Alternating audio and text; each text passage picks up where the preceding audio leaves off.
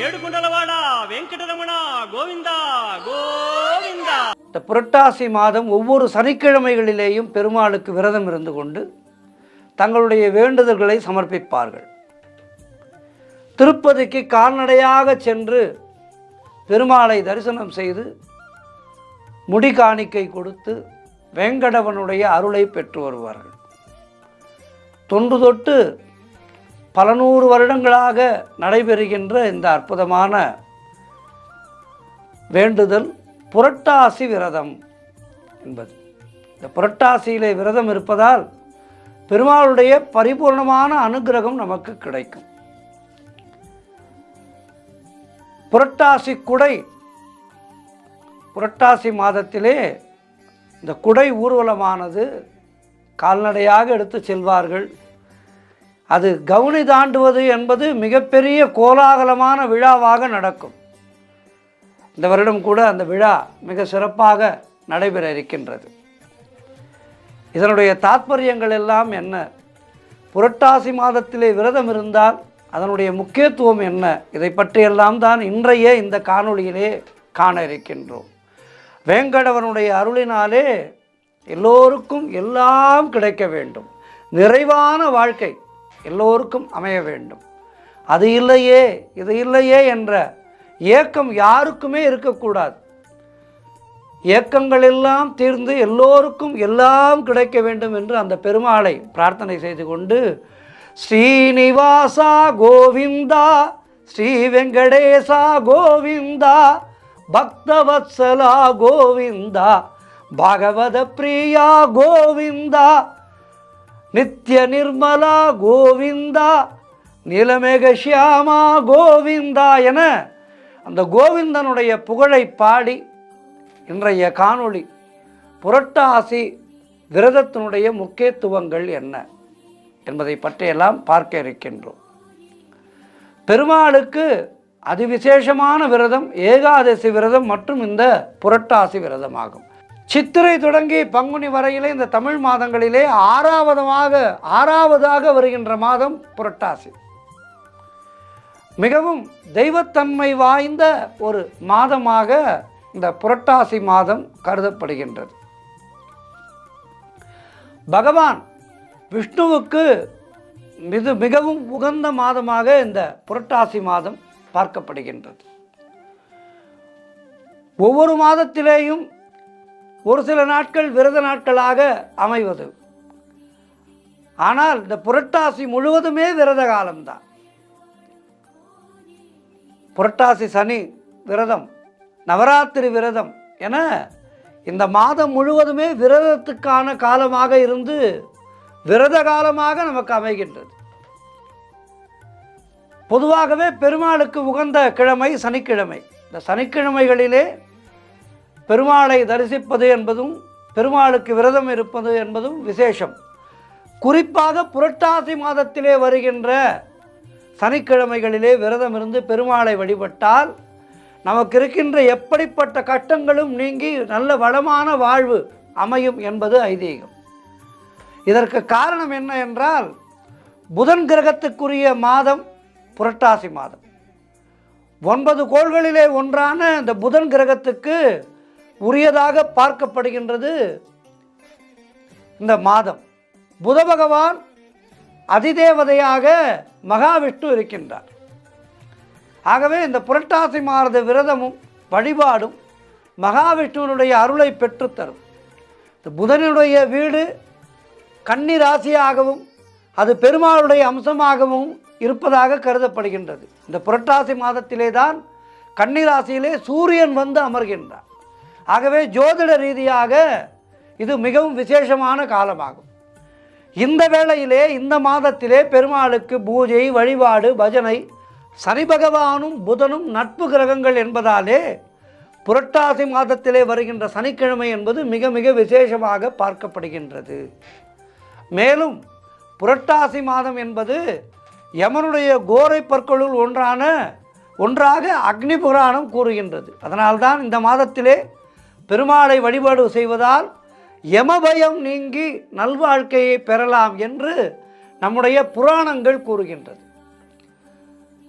மேலும் பெருமாள் எளியோர்க்கு எளியன். அந்த எளியவர்களுடைய பக்தியையும் ஏற்றுக்கொள்பவர் பெருமாள். எல்லோரும் சமம் பெருமாளுக்கு. உயர்ந்தவன் தாழ்ந்தவன் என்றெல்லாம் கிடையாது.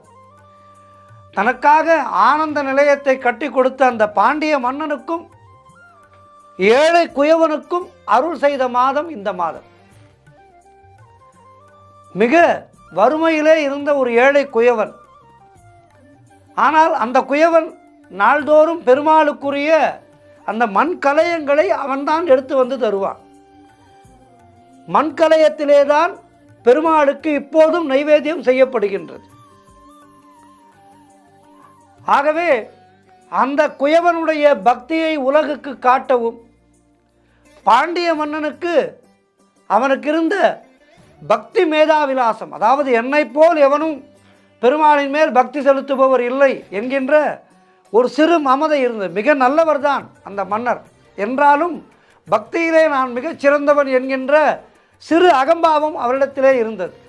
அந்த அகம்பாவத்தை அழித்து குயவனுக்கும் மன்னனுக்கும் ஒரு சேர காட்சி தந்த மாதம் இந்த புரட்டாசி மாதம். ஆகவேதான் இந்த புரட்டாசி மாதத்திலே விரதம் இருந்து இறைவனை வழிபட்டால், பெருமாளை வழிபட்டால் பெருமாளுடைய அருள் நம் எல்லோருக்கும் கிடைக்கும் என்பது ஐதீகமாக பார்க்கப்படுகின்றது. சனியினுடைய கெடுபலன்களிலிருந்து நம்மை காக்கின்றவர் பெருமாள். புரட்டாசி மாதத்திலே வருகின்ற திருவோண திதியிலே திருப்பதி மலையப்ப சுவாமி தன்னை வெளிப்படுத்தி கொண்ட தினமாக பார்க்கப்படுகின்றது. அதனால்தான் புரட்டாசி என்பது மிக மிக விசேஷமாக காணப்படுகின்றது, பார்க்கப்படுகின்றது. சனிக்கிழமைகளிலே தான் சனி பகவான் அவதரித்து புரட்டாசி மாதத்திற்கு சிறப்பை கொடுத்தார். இதன் காரணமாக புரட்டாசி மாதத்திலே வருகின்ற சனிக்கிழமைகளிலே விரதம் இருந்து பெருமாளை தரிசித்தால் சனி பகவானுடைய கெடுபலன்களிலிருந்து நாம் தப்பிக்கலாம் என்பது ஜோதிட ரீதியாக நமக்கு கொடுக்கப்படுகின்ற ஒரு சால்வேஷன். ஆகவே எப்படி பார்த்தாலும் இந்த புரட்டாசி விரதம் என்பது நன்மைகளையெல்லாம் நமக்கு அள்ளித்தருகின்ற அற்புதமான விரதம். ஆகவே நாம் என்ன செய்ய வேண்டும்? இந்த புரட்டாசி மாதம் பிறந்ததிலிருந்து ஒவ்வொரு சனிக்கிழமைகளிலேயும் விரதம் இருக்க வேண்டும். விரதம் இருப்பதோடு மட்டுமல்லாமல் அன்றைய தினத்திலே தளிகை போட்டு மற்றவர்களுக்கு நிறைய அன்னதானம் செய்ய வேண்டும். அன்னதானம் என்பது நம்முடைய சனாதன தர்மத்திலே நமக்கு கொடுக்கப்பட்டிருக்கின்ற மிகப்பெரிய ஒரு வேண்டுதல். இந்த அன்னதானத்தை செய்பவர்களுடைய இல்லங்களிலே மகாலட்சுமி நித்தியவாசம் செய்வாள்.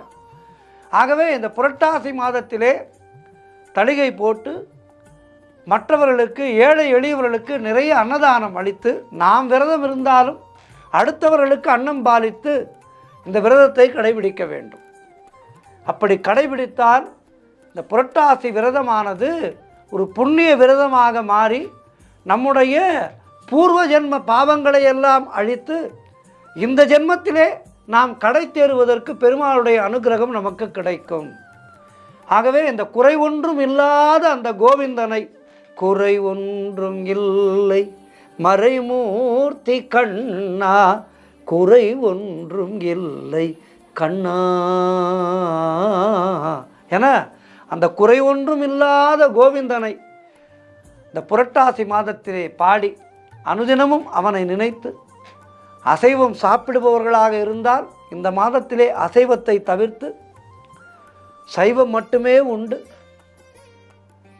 இந்த மாதத்தை பெருமாளுடைய கடாட்சம் நமக்கு கிடைக்க வேண்டும், பெருமாளுடைய அருளுக்கு மீறி நமக்கு என்ன இருக்கின்றது என்கின்ற அந்த எண்ணத்தை நம்முடைய மனதிலே விதைத்து பெருமாளை நித்தியம் அனவரதமும் பெருமாளை நாம் சேவித்திருந்தால் பெருமாள் நமக்கு எல்லா விதமான வளமும் அளித்து நம்முடைய சந்ததியை காப்பார்.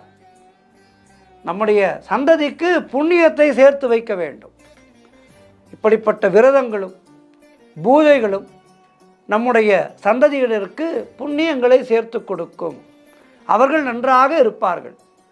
பூர்வ ஜென்மத்திலே நாம் செய்த பாவங்களும் தொலையும். எனவே இப்படிப்பட்ட அருமையான இந்த புரட்டாசி விரதத்தை சரியாக கடைபிடித்து பெருமாளுடைய அனுகிரகத்தை பெற்று வாழ்வாங்கு வாழ்வோம்.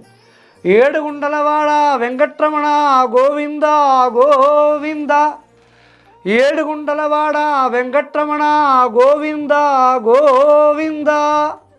கோவிந்தன் நாமத்தை அனுதினமும் பாடி கோவிந்தன் புகழ் பாடுவோம், குறையில்லாத வாழ்வு வாழ்வோம். நன்றி, வணக்கம்.